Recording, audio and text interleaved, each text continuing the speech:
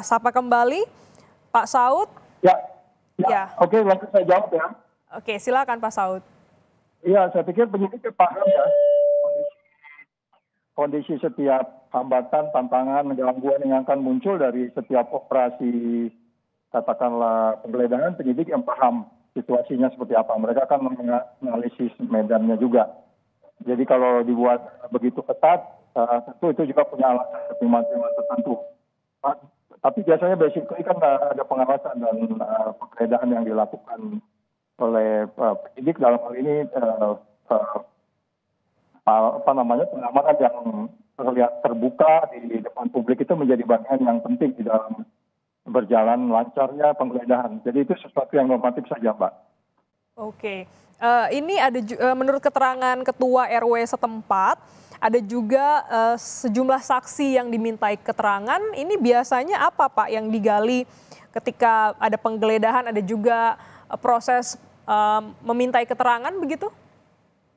Oh ya, tentu itu ada kaitannya. Berarti penyidik sudah memiliki informasi juga sebelumnya tentang apa, siapa, bagaimana, dan seterusnya yang terkait langsung tidak langsung terhadap case ini. Sehingga tentunya kalau langsung terkait, apakah itu nanti, karena kalau kita bicara tindak pidana korupsi kan itu selalu berikutnya nanti kan ada TPPU. TPPU itu kan juga macam-macam.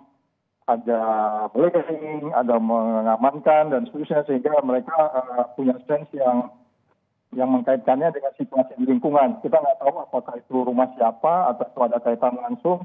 Tentu penyidik sudah memiliki data yang bisa dikategorikan ada kaitan dengan benda-benda yang akan ditemukan dikaitkan dengan perkara tersebut.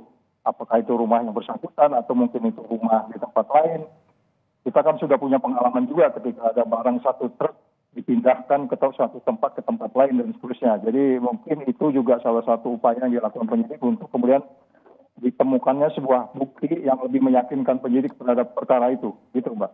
Iya, berarti ini juga termasuk dalam proses pengumpulan alat bukti ya Pak Saud setelah memintai keterangan terlapor, ya, terus keterangan ahli, termasuk salah satunya adalah Anda, dan hari ini juga penggeledahan. Ini artinya penyidik tengah mengumpulkan sejumlah alat bukti? Ya, jadi mereka yang paham ya, kita kan nggak paham betul situasinya, apa yang didalami oleh penyidik. Ya, mereka kan paham apa, siapa, bagaimana, berbuat apa, dan apakah ada yang membantu, dan seterusnya, dan seterusnya. Dan saya pikir juga mereka sudah melakukan banyak upaya. Apakah itu surveillance, take out, penyadapan, dan seterusnya. Jadi mereka lebih paham pasti yang kemudian membuat mereka yakin harus menggeledah satu rumah lagi yang diduga mungkin ada kaitannya dengan perkara yang sedang disidik gitu, Mbak. Oke, baik. Saya ingin juga tanyakan Pak terkait dengan pemeriksaan Bapak sebelumnya. Ini yang dimintai keterangan begitu ya oleh penyidik Polda Metro Jaya. Apakah juga ini menggali sebenarnya ada unsur-unsur pidana yang diduga dilakukan oleh Firly Bahuri dalam kasus pemerasan ini, Pak? Ya, karena saya waktu itu fokus kepada pasal 36 dan 65 Undang-Undang KPK, dan di situ tidak ada teguhan sebenarnya kalau lihat urutan waktunya. Sehingga kalau kita hari ini di sisi mana, apakah itu kaitannya pasal itu atau pasal lain, saya belum paham ya, supaya kita tidak mendahului penyidik, mereka yang lebih paham. Tetapi kalau berkaitan dengan sisi pertanyaan yang diajukan ke saya ketika itu dan cara saya memberikan materi jawaban, kelihatannya penyidik juga sudah tidak pada posisi ragu tentang pasal 36 dan 65 ini. Jadi saya pikir tanpa kita harus abuse of power atau mendahului atau menghilangkan azas praduga tidak bersalah. Tetapi kalau sudah dilakukan penggeledahan, tentulah itu suatu proses selanjut yang kita harus perhatikan what next-nya apa, kan begitu. Saya juga mengikuti ya bagaimana proses ini. Foto yang beredar ini Ketua KPK Firly Bahuri bertemu di sebuah tempat olahraga begitu ya Pak, GOR bulu tangkis. Apakah ini tempat yang wajar dan sebenarnya apa yang seharusnya dilakukan oleh pimpinan KPK jika diajak bertemu atau bertemu dengan pihak-pihak tertentu ini, Pak? Ya, itu memang menarik ya. Siapa yang men-trigger ini? Yang men-trigger, yang mendahului, mungkin penyidik sudah paham ya.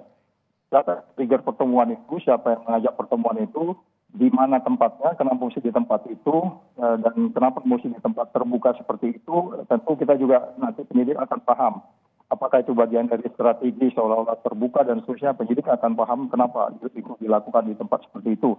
Tapi kan kita tidak masuk ke sana menguasai informasi itu. Yang kita ketahui adalah bahwa adalah pidana 5 tahun kalau Anda bertemu dengan orang, kalau Anda ketua KPK, ketemu dengan orang yang berperkara. Ya, jadi sekali lagi, saya melihat dari poin-poin pertanyaan diajukan penyidik ketika itu kepada saya, mereka sudah masuk pada keyakinan bahwa memang peristiwa pidana itu terjadi.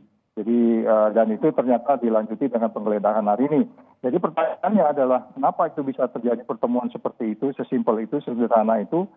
Bisa jadi memang itu dibuat supaya look natural atau kelihatan sepertinya memang dibuat sesuatu pertemuan biasa. Padahal itu tidak boleh, ya kan?